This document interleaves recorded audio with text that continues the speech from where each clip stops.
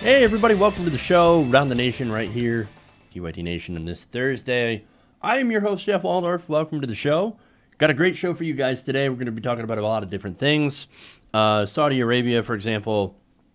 Oh boy, we got some problems in the Middle East, or potential problems in the Middle East, thanks to President Trump. We'll go into the details about that and more stuff on Cohen. And...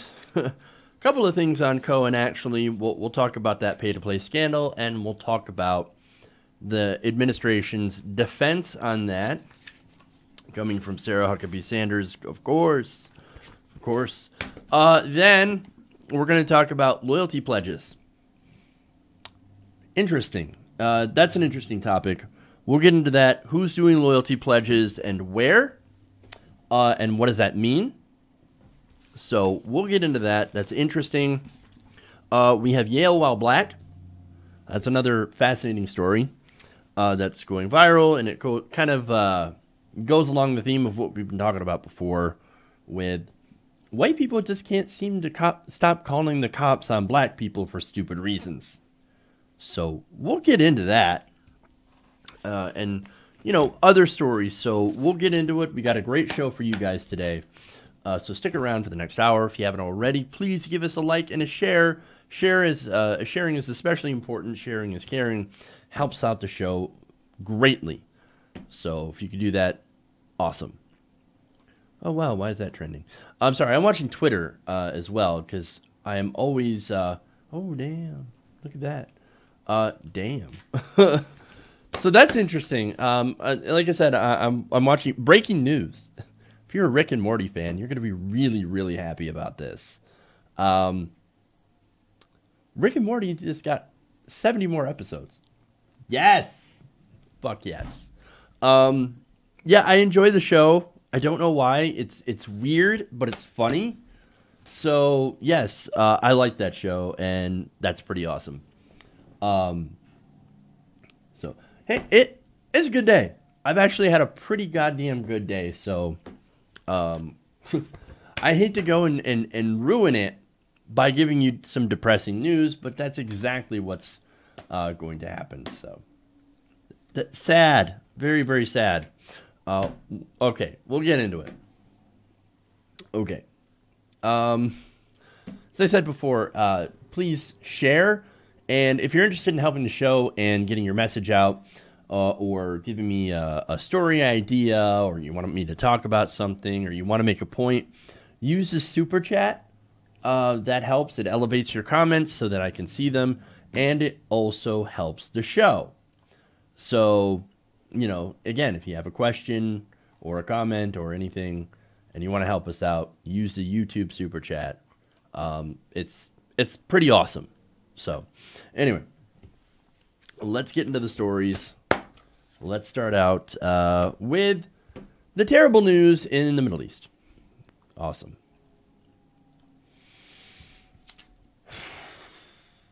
Okay.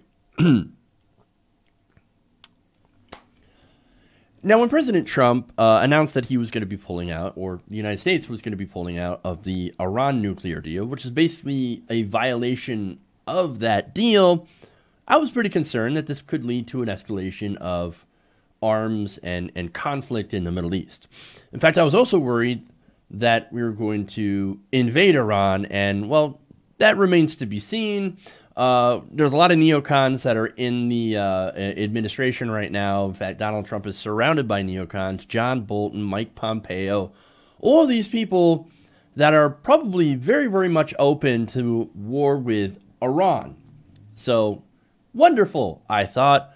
This is going to go very, very well, pulling out of the Iran deal. And now we have another side effect of that, other than, obviously, the impending specter of war and increasing gas prices, etc. Now we have a Middle Eastern arms race. Oh, boy.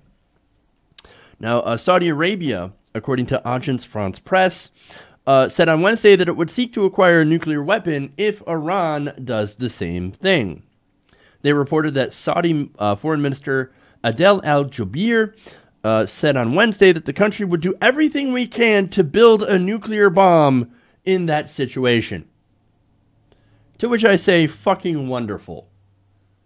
It has begun.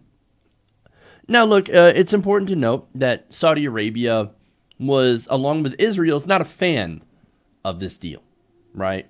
So they weren't a fan of the nuclear deal, which, of course, sought to prevent Iran from getting a nuclear weapon.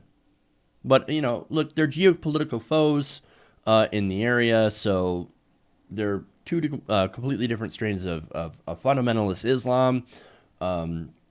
So it's not a surprise that they don't get along. And so any peace deal, anything that's good in the region, well, that just happens to piss off Saudi Arabia for some odd reason. Now, their declaration follows Iran's Supreme Leader Ayatollah al-Khamenei suggesting that Iran could ramp up its nuclear program now that the sanctions from America will end up going back into place because of our exit from the deal. Now, look, our part of the sanctions, while significant, actually isn't a part of the bigger package. Most of the economic relief actually comes from Europe and them rolling back their sanctions. Nonetheless, Iran is not happy with us exiting the deal and has said, look, we're thinking about not pulling up our end of the deal. We're thinking about pulling out completely now that America has violated the nuclear agreement, which is essentially what's happened, right?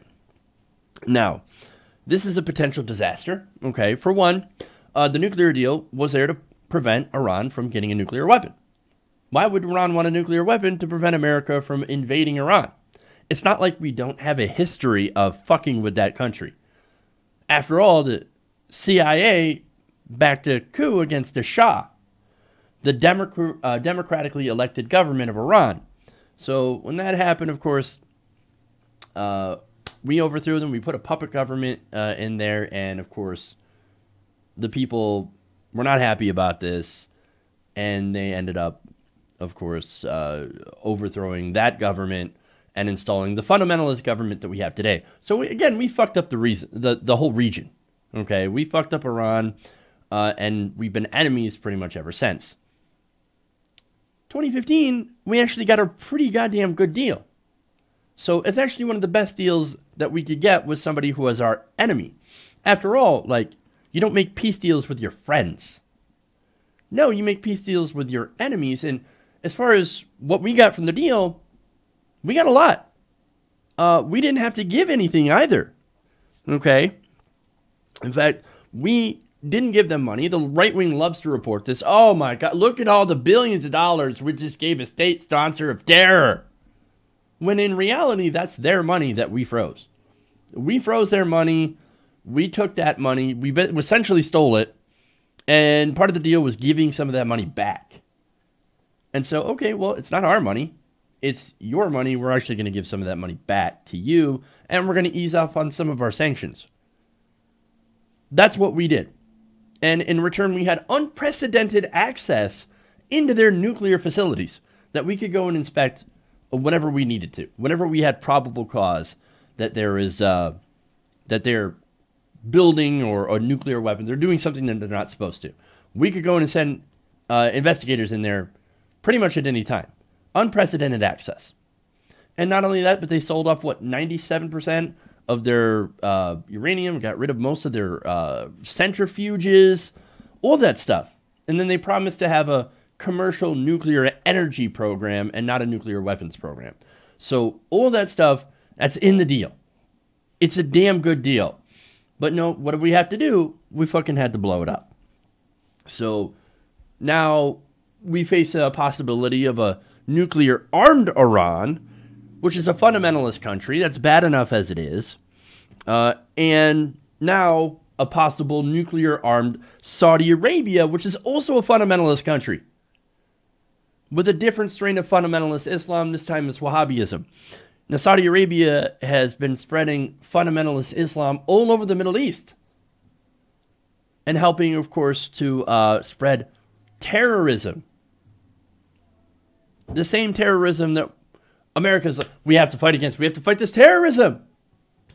We have to go after these terrorists and all that stuff. So, but no, we're supporting a country that encourages terrorism, that is a state sponsor of terrorism, just a different kind of terrorism. So great, wonderful. So that's what we happen. That's what's happening right now. And look, right now, Saudi Arabia is in the middle of bombing Yemen, which is causing numerous civilian casualties. So, and they're doing that with our money. They're doing that with our weapons. So that's fun. Now that country is going to possibly get nukes. Wonderful. I mean, look, these Neanderthals in the right wing, these neoconservatives who believe in all this sorts of crazy stuff like the rapture and, you know, like how we need to start the end times by supporting Israel 100%, even though we don't actually support Israel because we don't actually support the Jews because in the end times, most of the Jews die or they either die or get converted to Christianity and then Jesus comes back and everything's fantastic when that happens. But it requires most of the world dying. They literally want to make that happen. That's something Mike Pompeo and John Bolton have talked about. Well, more Mike Pompeo than anything, but Bolton is also insane. So here we are, we're letting this entire situation, this entire region fall to shit. Why? Because Donald Trump is an idiot. And he's surrounded by insane fundamentalist right-wing neocons. And of course, egged on by Israel. And of course, what did Israel do? Benjamin Netanyahu, he's the right-wing leader of Israel. He, of course, stays in power because of war, because of conflict. Of course, Israeli defense contractors, they absolutely love war, just like American defense contractors, et cetera, et cetera. They use this, they set up this PowerPoint in order to get Trump to pull out of the deal. So, I mean, and look, this was in English, this was big, bold letters and pictures and everything. You know he was telegraphing that to Donald Trump, pull out of the deal, pull out of the deal. They used information from 2007. Why? Because they didn't have any current evidence that Iran had a nuclear weapons program. You know who else also said Iran doesn't have a current nuclear weapons program? The IAEA. The International Atomic Energy Agency. So they go through and they monitor countries to make sure that they don't have nuclear weapons. And they're like, no, they don't have nuclear weapons. They don't have a nuclear weapons program. The deal was actually working. But again, Donald Trump doesn't care. He's an idiot. He's surrounded by neocons. So now, thanks to our actions, we're looking at the potential of a nuclear arms race in the Middle East, in one of the most unstable regions in the world. Congratulations, dumbass. Holy shit. Making it more likely for both Iran and Saudi Arabia to get weapons. I couldn't think of two countries that right now that deserve nuclear weapons less than those two. Or you know what? Maybe I could.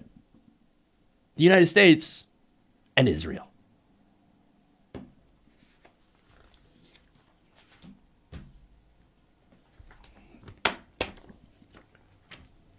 I hope they're happy when they plunge us into World War III. Morons. All right, let's move on.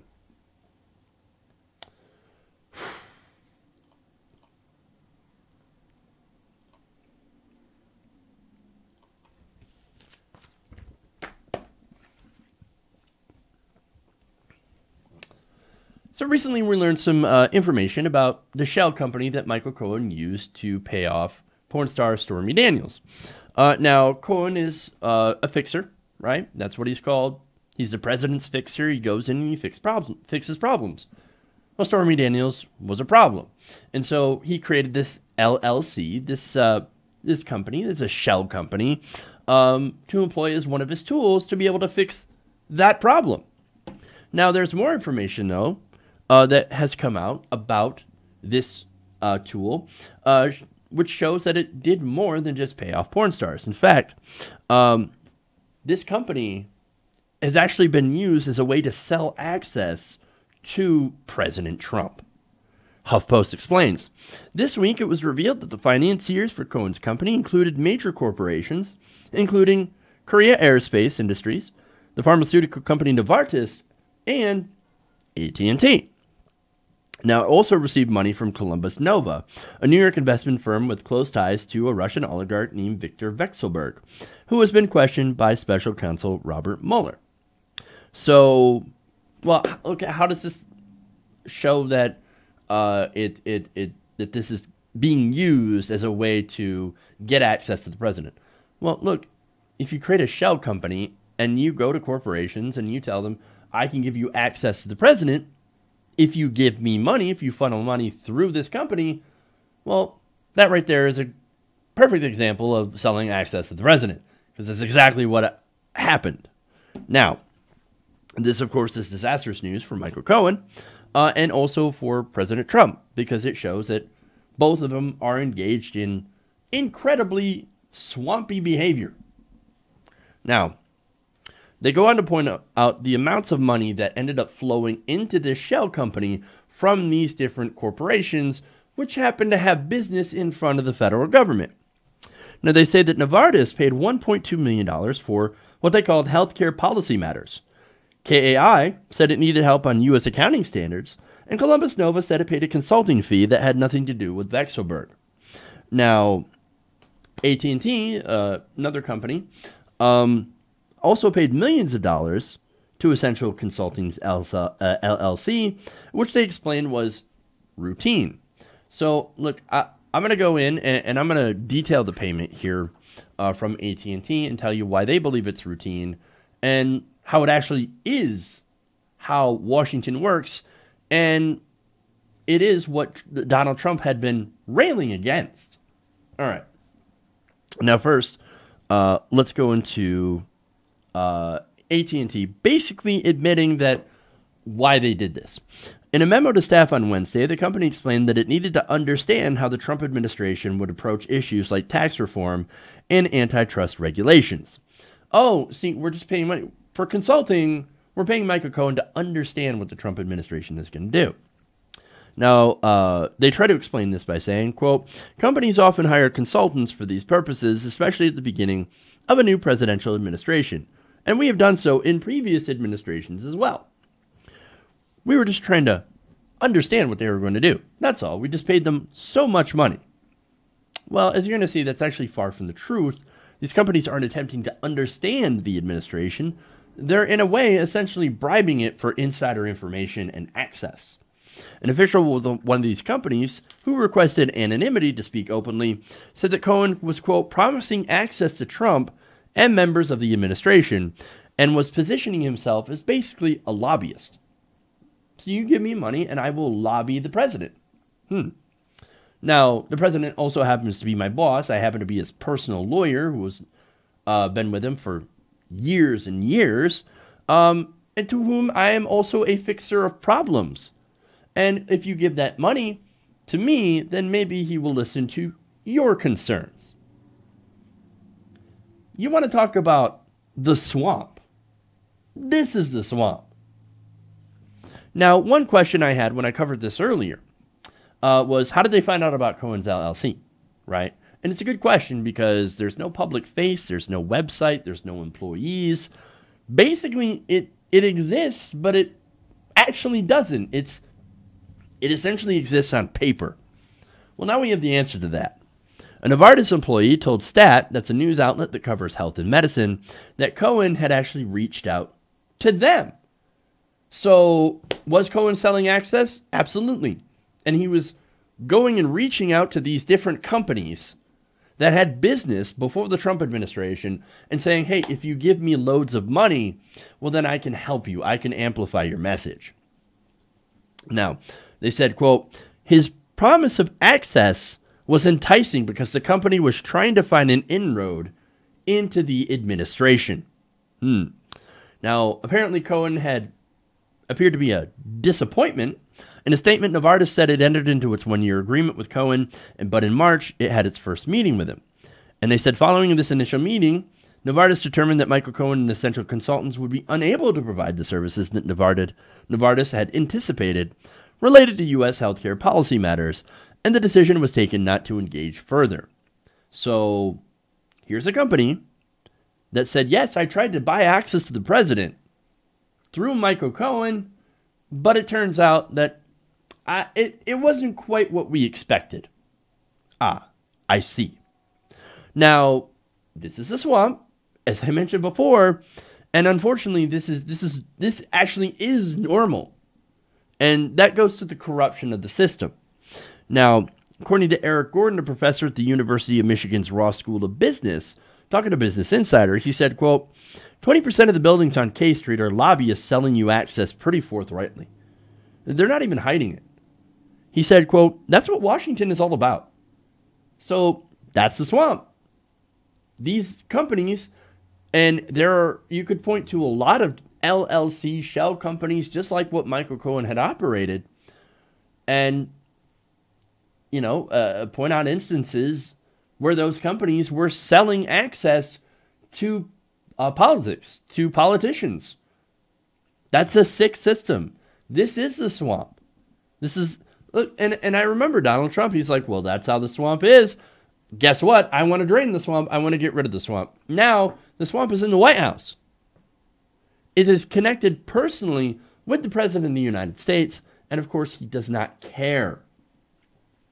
Now, one of those companies also was AT&T. Now, this is interesting as well. Now, Bloomberg reported that AT&T wanted guidance on how Trump would react to its proposed merger with Time Warner. So what did they do? They ended up paying Essential Consultants over $200,000 for that guidance. Now, it's not actually guidance. They say it's guidance, but not really. In reality, this is basically insider information and access to the president. Now, that's something that a large corporation like AT&T wants, and they want badly, especially given their potential merger with Time Warner, which is expected to make them billions and billions of dollars in profit. But again, this is normal. Former lobbyist Mark Naples, who runs the digital media consulting firm WIT Strategy, he said, quote, what Trump has been referring to as the swamp he was going to drain is what we in DC used to call Gucci Gulch. I was a lobbyist for 11 years and I knew all sorts of guys who had LLCs like Essential Consultants. The thing lobbyists will boast about is getting you access to sell your side of the story. And so in our politics, that is normal. And to a corporation, selling this kind of access to an administration is invaluable. And unfortunately, it is also legal. Mimi Rocha, a former federal prosecutor in New York, told Bloomberg, quote, the law is very narrow in what constitutes a bribe. You can pay money to get access to politics and curry favor. You just can't pay money to get an official action. So bribery laws, of course, are very, very tight. It's defined very, very narrowly. So it has to be quid pro quo. But in reality, it doesn't work like that. You can influence a politician. I know they call money in politics, well, that's to speech. He's just talking to this administration official, this lobbyist, when in reality, of course the money influences your decisions. And if you get a lot of money, and look, maybe you were already going to vote that way to begin with, but the money sure helps. The money doesn't make you vote against something. Oh, maybe it does in other circumstances, in other situations. The point is that money in politics is the root of corruption. And no administration is more corrupt than the Trump administration. Now, that's not to say that old administrations are not corrupt. I'm sure we also had corruption more than the Obama administration. It is the system that is broken. And the person that came in to try to, who campaigned on attempting to break the system, ends up continuing that system. So that is what we call a bait and switch.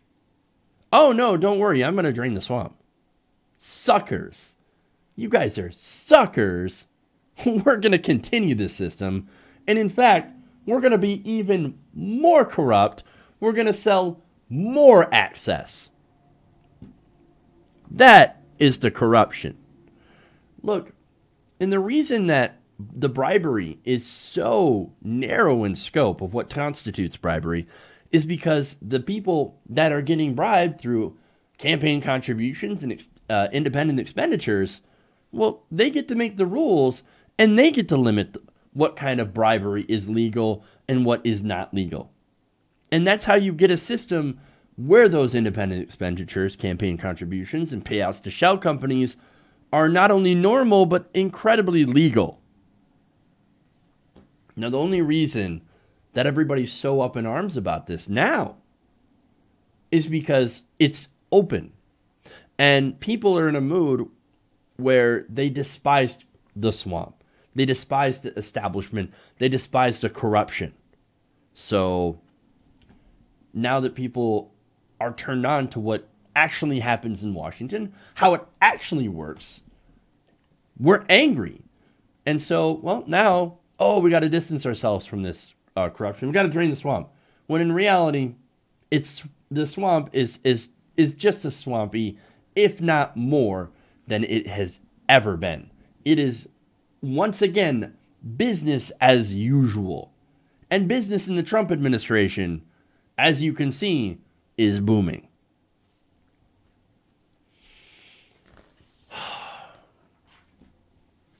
Okay. One more Michael Cohen story, and then we'll take a break. So let's move on to Sarah Huckabee Sanders.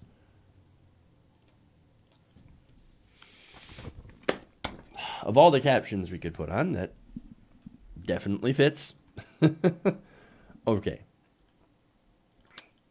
By the way, just a reminder, you guys, if you haven't already, please like and share. And if you want to make a comment or a suggestion or whatever and support the show, you can do so via Super Chat. Okay.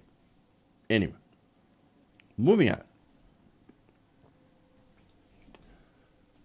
The Trump lawyer, Michael Cohen, is in the middle of a pay-to-play scandal involving his shady LLC. Now, that company, of course, took money from big corporations that happen to have business before the White House. It is plain corruption. It is incredibly easy to see. It's right in your face. Now, Sarah Huckabee Sanders is the White House press secretary, and she's going to be questioned by reporters on this pay-to-play scandal and whether or not Donald Trump is concerned that his lawyer was actually attempting to sell access to the president. Let's take a look at that. So this question, Sarah, the confidential financial records of Michael Cohen's company, Essential Consultants, were made public, prompting the Treasury Department's Office of the Inspector General to launch an investigation as to how that happened. But among the records were payments from AT&T to a person very close to the president at a time when AT&T was looking for government approval of a proposed merger with Time Warner. There were also payments of over $1 million from Novartis Pharmaceuticals at a time that the president was talking about doing something to bring down the cost of pharmaceuticals. Is the president concerned about any aspect of what we've learned in the last 24 hours? As you know, due to the complications of the different components of this investigation, I would refer you to the president's outside counsel to address those concerns. Is the president concerned that major corporations were giving money to somebody very close to him at a time when they had business before the federal government? I haven't heard the president express any specific concerns about us. All right, so that's an excellent question. Like, hey, there's corruption. Is the president concerned about corruption about people inside his administration? Well, not inside his administration, but people who are very, very close to him and the administration. No, I didn't hear any concern. What concerns? No, he doesn't have any concerns. I didn't hear any. You know why? It's because likely he doesn't care. Look, if there's anything that he's concerned about, you will know on Twitter. He'll start tweeting about it. Well, has he tweeted about this yet? No, not about this anyway. He's tweeted about pretty much everything else. He's talking about North Korea, which, by the way, look, he gets credit for helping bring those 3 people home. That's great. If you want to crow about that, that's fine. But if there's corruption with the person near you, well, then maybe you should at least address it and go, well, I didn't know that that was happening. I mean, look, that's a lie. I'm assuming that's a lie. But hey, when has a lie ever stopped the president of the United States? At least this current president. But anyway, look, this is what happens when you're dealing with the head swamp monster, okay? Yeah, of course they're not going to have any concerns. Now, and why would he, right? Now, there's more questions. I got to give a lot of credit to the press here for actually trying to press Sarah Huckabee Sanders on this. Let's take a look at that next clip. Let me ask you this, because we know is that Michael Cohen received millions of dollars, apparently peddling the insights that he said he could provide into this administration to America's largest corporations. Is the president in any way embarrassed or ashamed of that? Because it seems to be the definition of swampy behavior. I think that would be up to those individuals who make the decision to hire someone. Just the same way that the companies that you work for make the decision to determine whether or not they think that you're qualified to serve in a position. That's the decision of an independent company and has nothing to do with the White House. Thank you, Sarah. The president promised to drain the swamp. So does he feel it's appropriate that Michael Cohen, his personal attorney, was selling access to him? Again, I'm not going to weigh into this. That's a determination that individual companies have to make, and I haven't spoken with the president. But Sarah, based on what you know, you're the press secretary, you're standing there at the podium. Based on what you know and what's been revealed over the past 24 hours, does the president think it's appropriate that his personal attorney was selling access to him, given that he promised to drain the swamp? Again, I am purposefully, as has our team, we're not engaging in matters in this process at all, and I would refer you to the outside counsel for anything that has anything to do with Michael Cohen or others. I love that. Credit to Kristen Welker, sorry. She's like, what? No, that answer's not good enough. You're a representative of the president. You are the press secretary. It's your job to get out and speak in front of the American people about the administration, based on on what you know of the president. Because, again, she's in the inner circle, right? Is it appropriate? Does the president think it's appropriate that somebody is selling access to him and making a profit? That is an excellent question. That is an excellent question. And yet, doesn't answer it. You need to refer it to the outside counsel, because I have nothing to say. You know what you should say? It's not appropriate. The president does not feel that it's appropriate. And the president didn't have anything to know about it. He didn't know anything. He didn't know that this was going on. That's what you should say. But of course, unfortunately, with Donald Trump, you never know when he's going to go out and undercut her later. So I guess, but look, why would companies be interested in buying access to Donald Trump? Because he's in the White House. To say that it has nothing to do with the White House is ridiculous. Yeah, of course that has everything to do with the White House. Of course that has everything to do with access. You know why? Because this isn't the first administration that has done that has tried to sell access to the president. It just happens to be incredibly high profile this time. And to say that Donald Trump has nothing to do with it, I think that's hilarious. I think that's why he's not concerned about this, why he hasn't come out and railed against this, because I think he's personally profiting, him and Michael Cohen both. Yes, of course we want corporations to funnel money through a dummy corporation, through a shell, right into our pockets, so then we will listen to their concerns. Now, that doesn't mean that he's going to do everything that these companies want to. No, he's going to take the money. He's just going to take the money. You know why? Because he's not a billionaire. He's not as rich as he claims to be. So no, he's just going to take the money because he's shameless. And so is Huckabee Sanders. Look, and by the way, speaking of Huckabee Sanders, right? Her job is to get out and basically lie to the American people. If that's not shameless, I don't know what is. Okay. I'm going to take a break here. We'll come back. We've got non-Trump news, including the Democrats and loyalty pledges, as well as other things. So stay right here. Around the Nation. We'll be right back. Oops. Wrong button.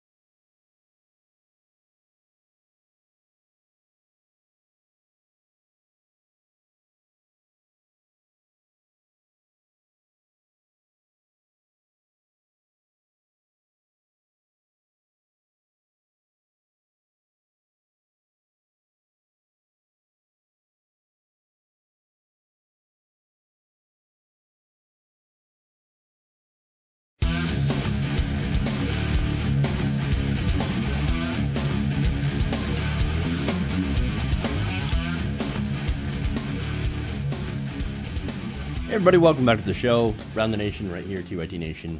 If you haven't already, please give us a like and a share.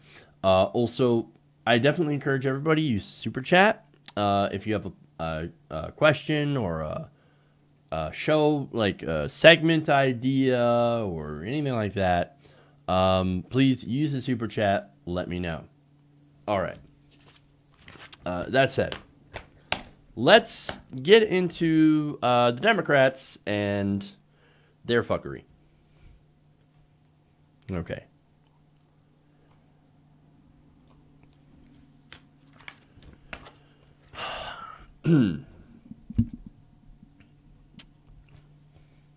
So The Intercept out with a great report about the New York Democratic Party. Now, look, there's been a lot of issues with the New York Democratic Party. If you've been following TYT politics and you follow the race in between Andrew Cuomo and Cynthia Nixon, New York politics becomes pretty contentious. Now, this actually does tie in a little bit to Cuomo, but it's more of a local kind of issue with the local Democratic Party that is now attempting to require loyalty pledges for their members. Well, that's interesting. Now, let me get to the story here. Now, on Tuesday, Democrats in Chemung County, New York, had voted down a proposal that would have required all members to pledge loyalty to candidates endorsed by the state, local, or national party. So, understand what this is, right? This is essentially codifying vote blue no matter who, right? So I'm not even talking about like having to vote for. Okay, we'll get back to that in a second. Okay, so basically, if for an example, the party chooses an establishment Democrat, right, which happens a lot. So the New York Democratic Party or Chemung County chooses an establishment Democrat that's, for a little bit of modest change, wants to keep the system, wants to fix the ACA, etc., is okay with, corporate PAC money and all that stuff, right? And maybe he votes with Republicans 50% of the time, right? And he had a progressive challenger, right? Now, and look, I'm not even talking about a progressive challenger from like the Green Party or anything like that. No, this is a fellow Democrat running a primary against this conservative establishment Democrat, right? Well, if this proposal had passed, then it would stipulate that you as a party member would have to support that establishment candidate if they were endorsed by the state, local, or national party. You couldn't go and support that progressive Democrat running a primary. Well, that seems a little messed up. And thank goodness that it did not go through. But let me give you some details here, right? First off, how it was defeated. Now, progressives on the committee had ended up spending a week leading up to the meeting organizing opposition from members of this 20-person committee. Now, that obviously, that's good. Grassroots people power defeated most of this measure. And actually, let me get into that. Even though they managed to vote down the oath in its current format, they couldn't completely get rid of it. So at least they got rid of, I think, the worst parts of this. Now, Deb Lynch, who's the first vice chair of the committee, said, quote, "First, we voted on removing that paragraph entirely. We ended up losing on that. Then we voted on rewriting it in a way that was palatable to everyone in a month, so that's where we're at." So it now still has to get voted in. Now, among the stuff they removed, proposed that all committee members promise to be loyal to the Chemung County Democratic Committee by supporting the activities and candidate endorsements made by the CCDC, state or national Democratic committees. Now, if you're disloyal, well then, I don't know if there's any sort of punishment for being disloyal. Possible expulsion from the party, perhaps? I'm not entirely sure. But examples of what disloyalty would include and are not limited to displaying political signs or other activities for candidates opposing Democratic candidates. Now, again, this could be a progressive running a primary that is also a Democrat, but not one that is the official Democratic candidate.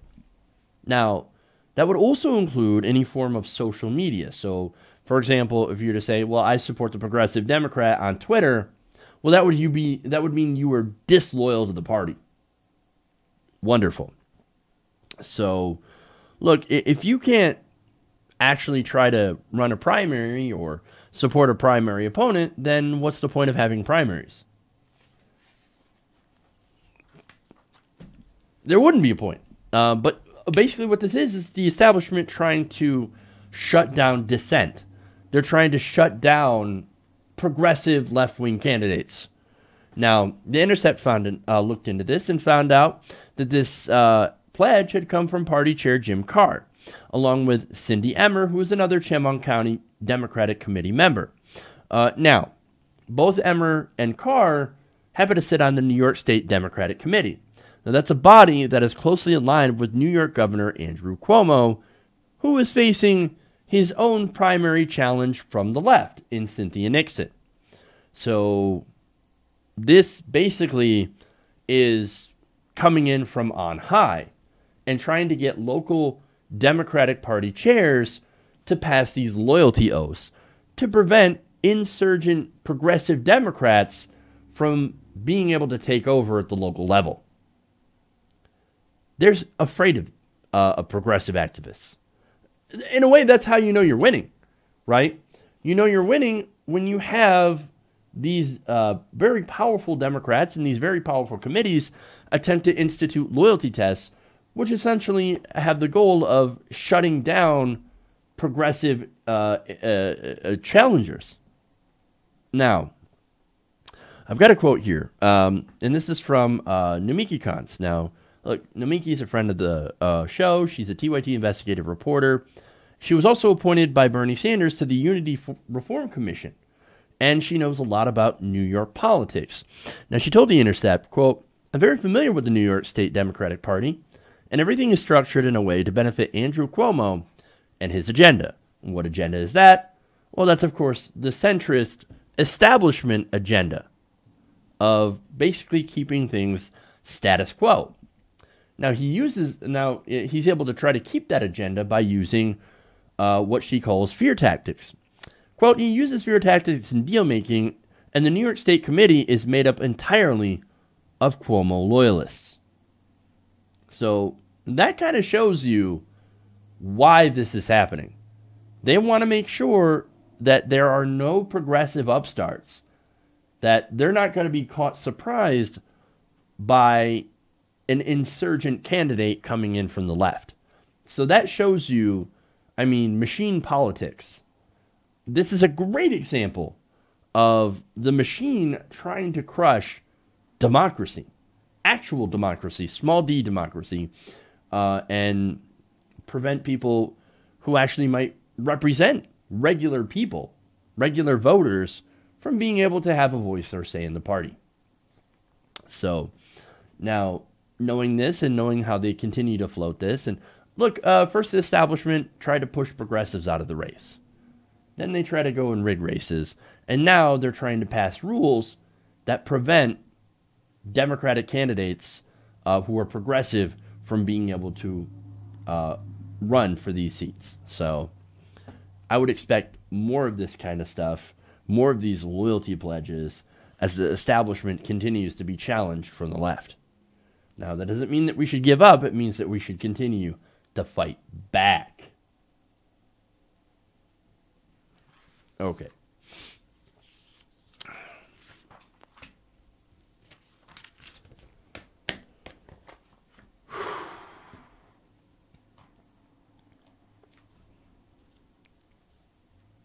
Moving on.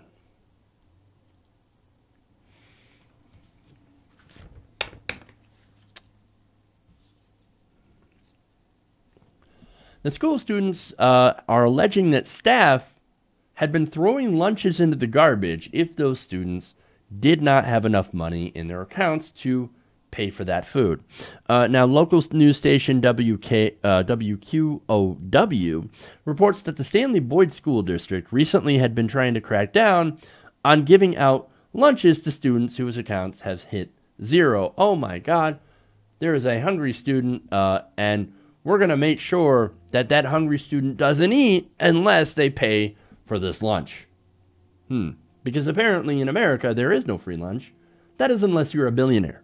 Then we give you tax cuts and we deregulate your industry and make sure that you make billions and billions of dollars. Anyway, now, they're not just actually denying people with no money from in their account from getting a lunch. Now, I could see that happening. Like, sorry, you don't have any money, you can't get the lunch today unless you have actual money on you, or, you know, you whatever, right? Or somebody pays for your lunch. No, this isn't what's happening. In fact, they're actually going after students who are in the middle of eating those lunches. According to some of the students and parents, school staff members have taken away lunches from students that were already in the middle of eating those lunches and tossing them in the trash. So, look, imagine this, right? You're a kid in the school, and what? Your parents didn't put any money in your account, you don't have cash on you. You go in, you get your lunch, and then a staff member comes in, rips the lunch out of your hands, and throws it in the garbage because you didn't have enough money in your account. And doing that right in the middle of the lunchroom, in front of all your peers, in front of your friends, in front of everybody. What in the actual fuck Is that the kind of system that we need to live in? Is that the kind of system that we want to perpetuate? Apparently so. I mean, what are we doing, right?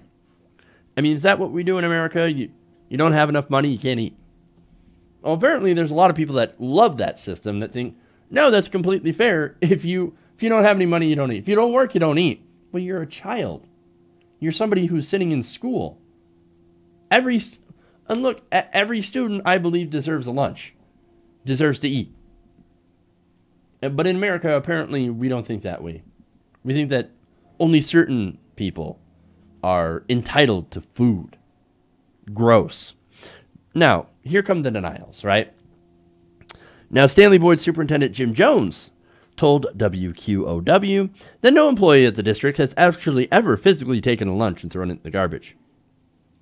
Really?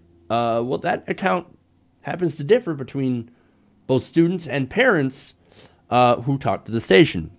Now, one student tells WQOW, quote, I guess I would have to call him a liar because he said straight up that he's never done that and his staff doesn't do it. That's not true because we as students have seen it happen. But, of course, it's their word versus the students. And, well, who's most people going to believe? Not the students.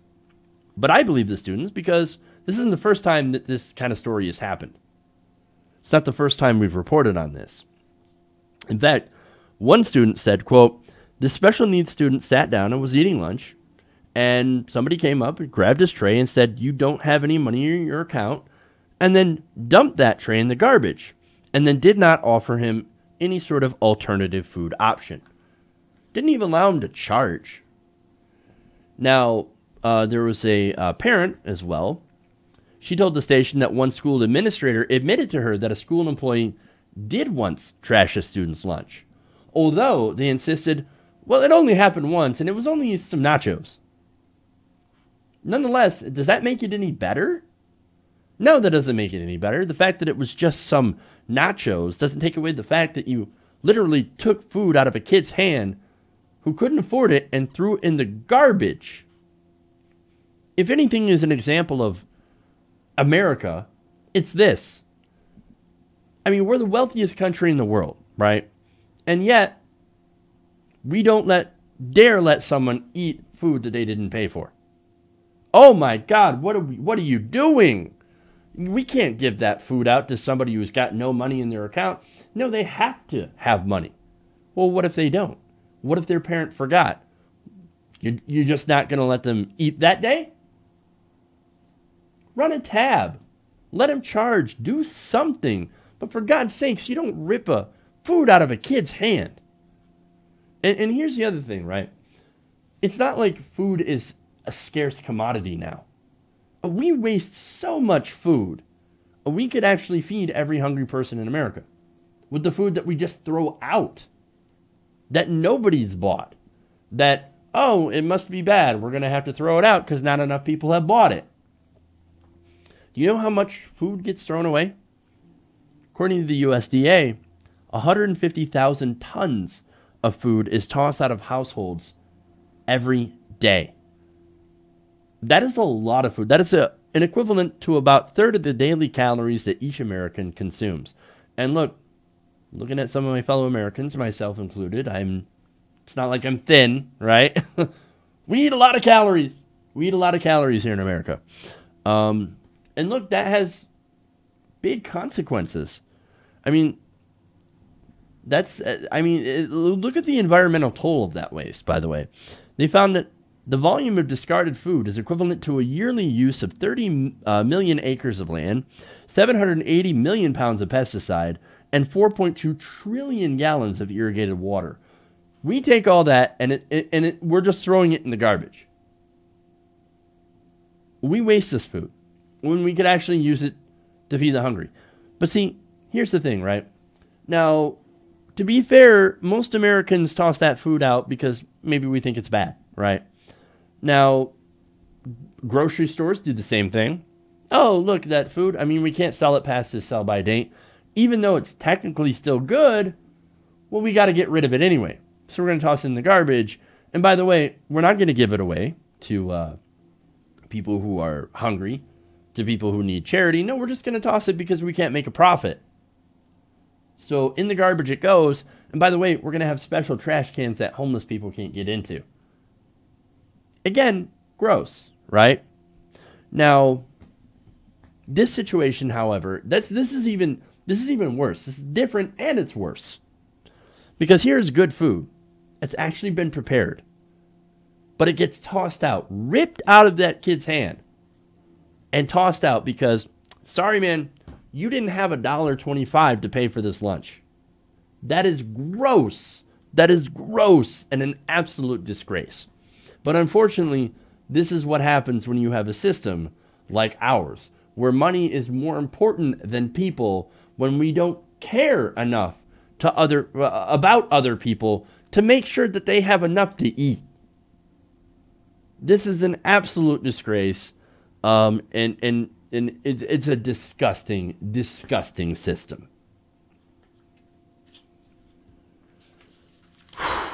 Okay, speaking of disgusting, we have a next story.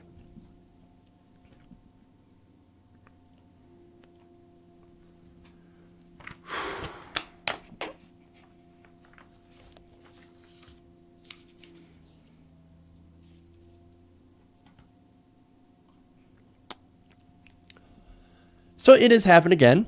This time, a white person has called the police on yet another black person for basically living while black. Now, this is according to a Raw story. A white graduate student at Yale called the police on a black student who fell asleep in the common area of a dorm. So here we go on this, right? Now, the black woman is named Lolade Sayinbola. And she fell asleep on the couch in the school's Hall of Graduate Studies. Now, look, has that happened? I mean, hasn't really happened to me, but I can assume that after a hard day of studying, reading, etc., that you get tired and sometimes fall asleep on the couch. I think that's happened to a large amount of people. Well, in this case, instead of waking her up and saying, hey, yo, looks like you can't sleep here, or hey, man, get up. Like, go back to your room if you're going to nap. Well, instead of doing that, a fellow student who was unnamed decided, you know what I'm going to do? Instead of waking up that black person, I'm going to call the cops and have them removed. Now, when police arrived at the scene, they told Sayinbola that, quote, this woman called us and said that there's somebody who appeared they weren't where they were supposed to be. Now, wait a minute. What is that supposed to mean? You're not where you're supposed to be. Like, the assumption here is that, well, you're not a student. Well, obviously, you're black, but you're at Yale. No, you don't belong here, and you don't belong sleeping on the couch in a common area. Interesting, right? Well, look, where do you think she belonged? Picking cotton? She's a student. She's a student. And even if you're not technically supposed to sleep there, why would you call the cops? Why not just wake her up and say, hey, man, look, you're not actually supposed to sleep here, right? You might want to take this back into your room. Oh, yeah, sorry about that. I guess I was tired from all this studying. But no, you don't belong here. In fact, I want to go here to a quote, right? This is from the white student, right? I have every right to call the police. You cannot sleep in that room. She also added, I really don't know if there's a justification for you actually being inside the building. This is saying you don't belong here. You don't belong at Yale. But wait a minute, I'm a student. I have every right to be here. Apparently, it didn't matter. It didn't matter. Now, the cops, when they got here, made her prove that she was a student. ID cards and everything. They didn't take her at her word. She even went and opened up her dorm, which, by the way, was locked, to try and prove that she was a student. Now, can you imagine a white student having to do the same thing? Having to go and say, well, hey, look, no, I'm a student. Here's my card. Here's all this. I'm going to go unlock the dorm room to prove that I'm here, that I actually do belong here. Does that happen to white people? No, it doesn't. It never happens. Never happens. I mean, give me an example. See, the cops, by the way, questioned her for more than 15 minutes. Now, they said that it took so long because her name was misspelled in the system, right? Oh, well, it was just a misspelling. My mistake. Nonetheless, they basically harassed her for 15 minutes, all because of somebody who felt, I think, uncomfortable. And this is, again, this goes back to what we've seen over and over again when it comes to African American students. And just African Americans sitting around and doing normal things. Sitting at Starbucks. Well, obviously, I felt uncomfortable. Those people didn't belong here. Well, why don't they belong here? But you can't say it, can you? You're uncomfortable because they're black. That's why. People got to stop doing this. White people. You have got to stop questioning people, black people, what they're doing in certain places. Maybe they are a student. Most likely they are a student. Most likely they're there just doing regular things. 99% of the time. But unfortunately, white people get uncomfortable and the first thing they do is decide, well, I'm going to call the cops. Unfortunately, we live in a country where this happens all the time. Why? It's because we have this bias, this inherent bias against minorities, right? I mean, look at what happens. They constantly question them. Think of them as threats. And then, of course, if you're threatened, who do you call? You call the cops. They're not calling Ghostbusters. No, they're going and calling the cops. And that is incredibly dangerous, especially as a person of color. That can have deadly circumstances. But even if it doesn't have deadly circumstances, you're still basically harassing people for doing normal things. And that's probably the worst thing about it. They talk about, oh no, racism. That doesn't exist, but that is everyday racism. That is institutionalized racism. It's built in, it's baked in. And it's baked in, that inherent bias is baked into everybody's minds. And look, again, do you think that this would have happened to a white girl? No, of course not. They probably just would have woken her up and said, hey, you can't sleep here. Or, hey, maybe you should get back to your dorm if you're tired. You know what? White people, stop calling the cops on black people for stupid things. All right? I'm sick and tired of this, right? For one, you're not only wasting the cops' time, you're also wasting taxpayer money. But you're also, most importantly, you're putting these people's lives in danger. Don't do it.